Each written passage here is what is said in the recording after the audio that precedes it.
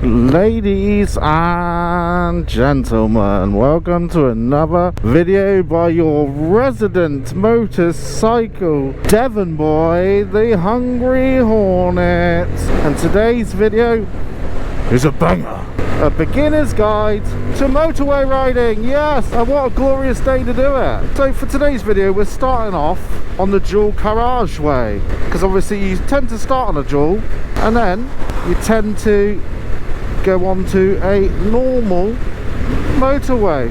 Now I'm due to go somewhere today. I've just realised I haven't got any fuel, so I'm going to have to stop. But that's all part of the motorway process, isn't it? So we'll do that. What we'll do, we'll pretend we're on the motorway now. At some point during your motorway run, you're going to have to go and grab some fuel. I've got 1 bar, so I've got to get the fuel. I'm going to be late. But oh well, we will persevere. So first we'll talk about the motorway riding itself. Obviously we're on a dual carriageway now. Similar setup, but it's got 2 lanes instead of 3. The weather's not great today, but as I said, we'll persevere. The thing with motorway riding, we've done a couple of videos on motorway riding before, but I'm talking about a complete beginner's guide to riding your motorcycle on the motorway. Now during your dash training and all that, you're not really told how to do any of this. You ride a few, if you're lucky, you ride a few national speed limit roads that have 3 carriageways, and it's kind of like a dual carriageway. It's kind of like a motorway. Thing is with motorway riding, you got to be always on your mirrors, always looking in front, back, and front, side, back. And obviously the weather now is pretty terrible. As you can tell, I ride in all sorts of weathers, and I've got to be somewhere. I've got to be in Taunton for like 20 past 9. It says I'm going to get there at 9:15. So we've got to stop off for some fuel though, because I don't want to risk it.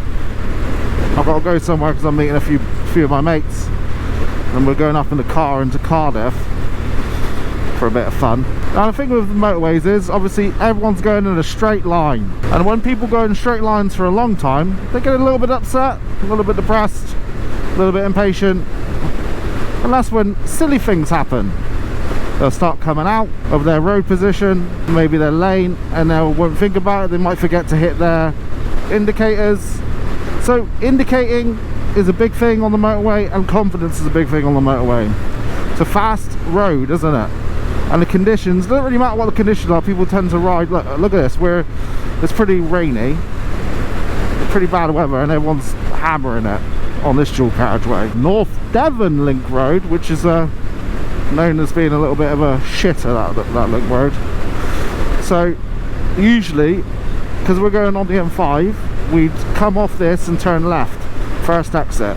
Instead, what we're going to do is go and get some fuel. We're going to pretend we've been on the motorway for a while, and we're going to get some fuel, and then we're going to go back on round and roundabout onto the motorway, and then we'll discuss a few strategies on the motorway, how to get you from A to B, and what not to do. What a lot of motorcyclists do on the motorway is they tend to stay in the 3rd lane and absolutely hammer it. That's not a good method to ride on the motorway. I don't believe so anyway. I've done a lot of motorway miles, so I'm by no means an expert, but I definitely know how to ride on a motorway. But I remember, you know, motorways can be quite daunting even for drivers, so this video is in effect, you know, relatable to anyone that drives on the motorway, that drives a vehicle on the motorway. So we're going to go here. We should be going there, but we're going to go here. We're just going to get a bit of petroleum. Luckily this garage lets us fill up with our helmet on, so we're just going to pull into here now, quickly fill up, and then we'll get back to business on the motorway. Oh my god, fucking hell. Oh, whatever, isn't it? There's this annoying bar here that prevents you from being able to fill it all up without lifting up the nozzle slightly. There we go. This video is not sponsored by Red Bull. A bit of a faff, isn't it, filling up fuel. Right, so we're out, fueled up. Let's go get it. Quick rouse on the motorway. And obviously, I think when it comes down to it, a lot of people get a little bit scared of motorway roundabouts. They tend to be a bit busy, don't they? Yeah, we got nothing. So we'll go around one and we'll have a look. The sort of vehicles you'll be looking for on the motorway, quite simple really. you'll be looking for HGVs, you'll be looking for cars, you'll be looking for other motorcycles. They tend to be pottering about on the motorway as well. And the number one rule of joining a motorway is always try and match the speed of the traffic on there. Now, it doesn't look too bad today, probably because the weather's shit, but don't know whose idea it was to go to bloody Cardiff today. I don't know what idiot suggested that. It certainly wasn't me, but obviously indicators on, let's go. Now it's going to be hard to match the proper speed of the carriageway just due to the fact that there's a HGV in front of us, but as you can see he's gunning it. HGV is obviously only rated to do around 57 miles an hour actual due to regulations. Shoulder check. Alright, we're in first lane now. Gain speed, we got someone coming up our way. Shoulder check. Let's go. As you can see, riding on a motorway can be quite daunting, especially in the storm. This seems to be the story of our life on this channel, doesn't it? Storm after storm after storm. We've got bad luck at the minute with these. So the whole idea of riding on the motorway is to stay out of people's ways.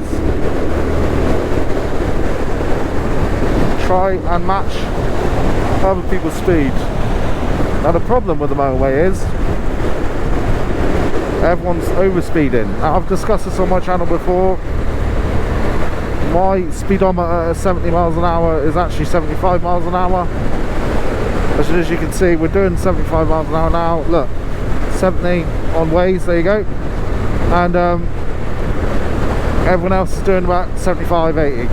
So that's just life. That's how everyone rolls on the motorway.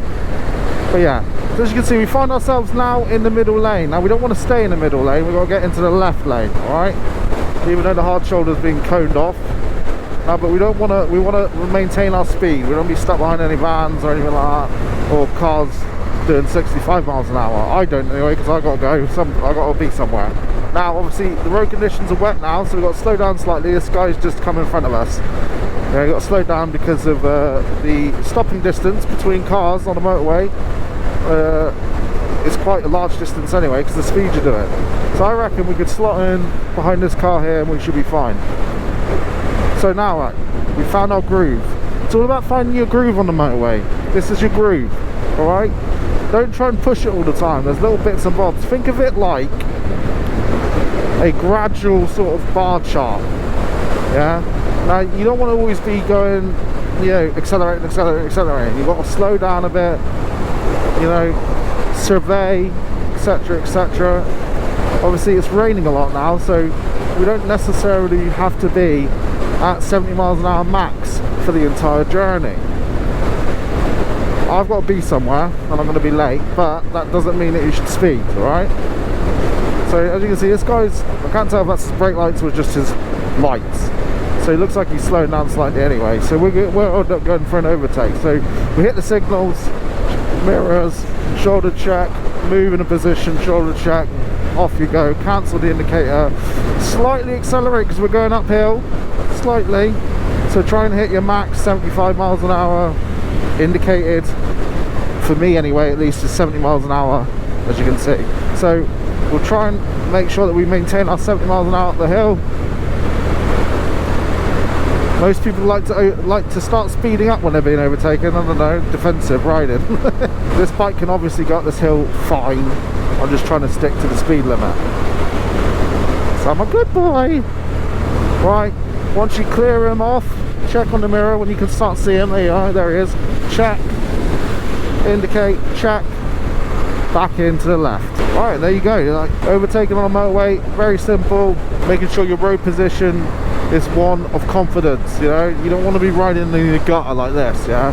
You allow some ass clown to overtake you, right, like that, and then they'll just dip in quicker because it'll look like you're sort of further in when you're not, and that can cause a hazard. So stay planted in the middle as much as you can, and obviously keep an eye on the road surface. Like, even though motorways tend to be a little bit better than most roads, you do get a pothole too on a motorway. and you hit him at enough angle, you're fucked.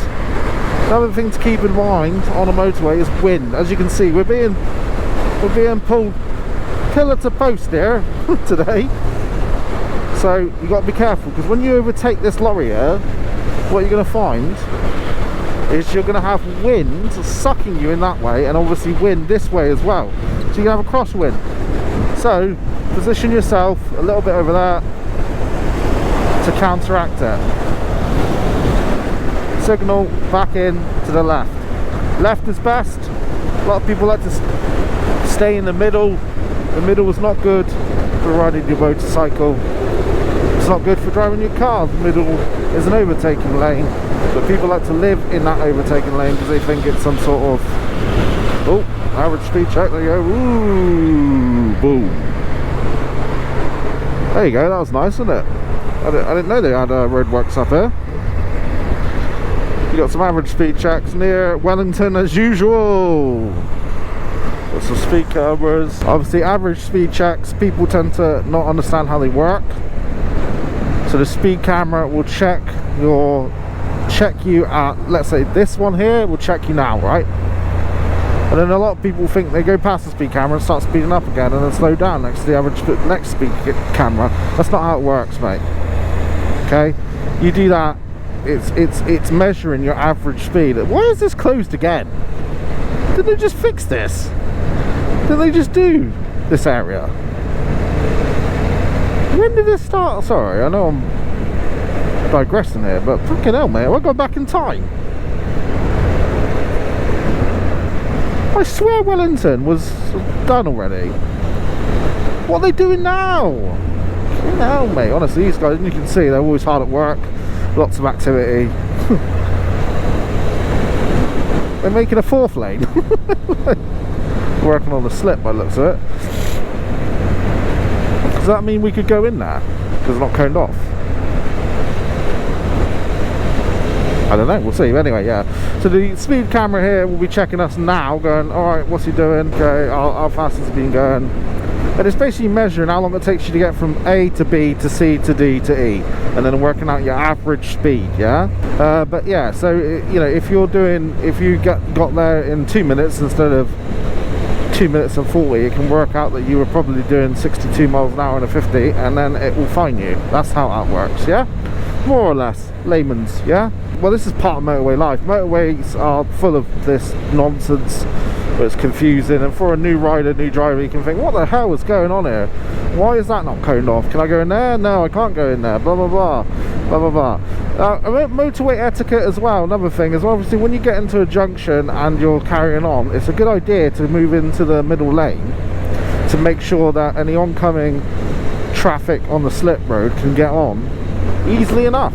That's just motorway etiquette. A lot of people freak out and think, oh my god, what do I do? Do I yield? Do I stop? Do I slow? No, you don't, mate. You just move into the middle, mate. That's what you do, because you're overtaking the slow traffic. But a lot of people get confused by that. So yeah, it's like the motorways can come across as very, very scary to newbies, but they're not. They're pretty chill, pretty relaxed. You just got to keep your, you know, eye on the prize, because the goalposts are always moving on a motorway. You can be doing 70 one minute, 50 the next, 40 the next, 30 the next, 50 the next, then 70 again, and then before you know it, you're fucking crying your eyes out because you're like, what the hell's going on?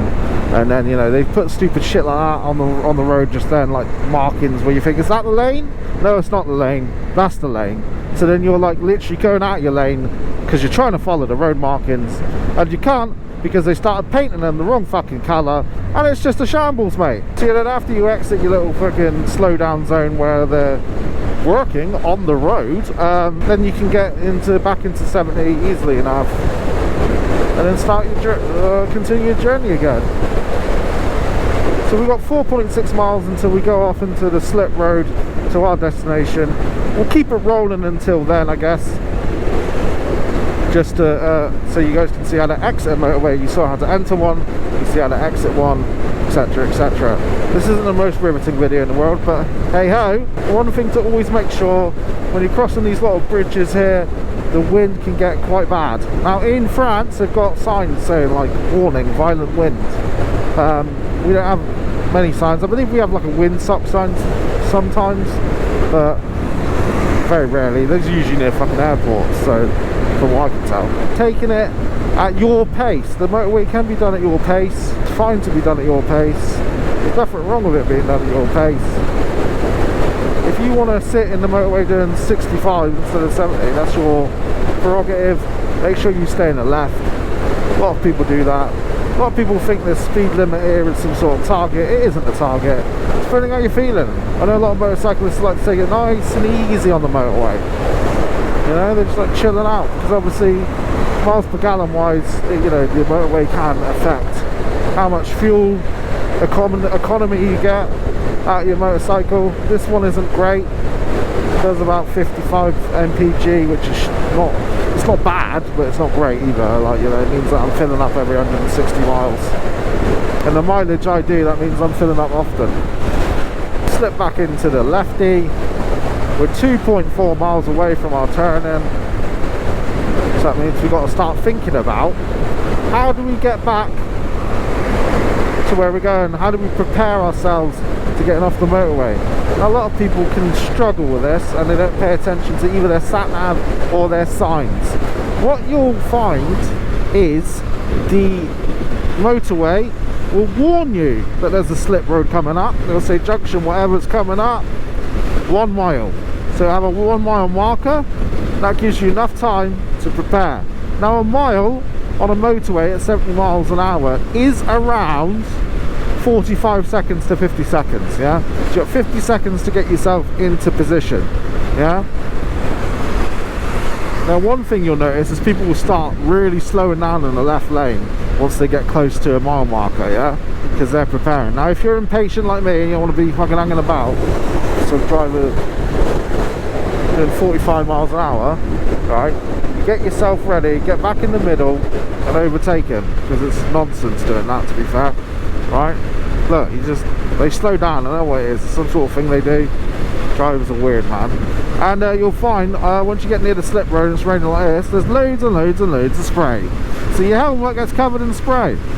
Right, so we're nearly there. So we've got a mile marker right there. There it is. See, Taunton junction 25. Half mile marker, actually, sorry, I missed the mile marker. I don't know where it went. And there we are. We're now back in the left, ready to go, clear sailing. As you can see, the junction turn is right there. So what you need to do, you've got those chevrons on the side there. You got the 3, then it goes 2, and then it gets 1. So once it gets to the 2, hit your indicator, boom, ready to go. Start positioning.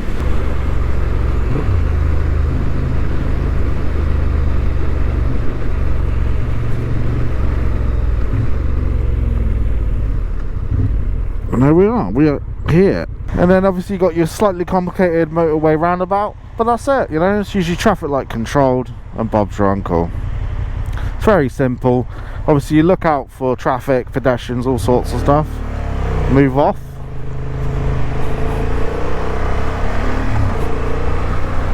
Make sure your lane discipline is good.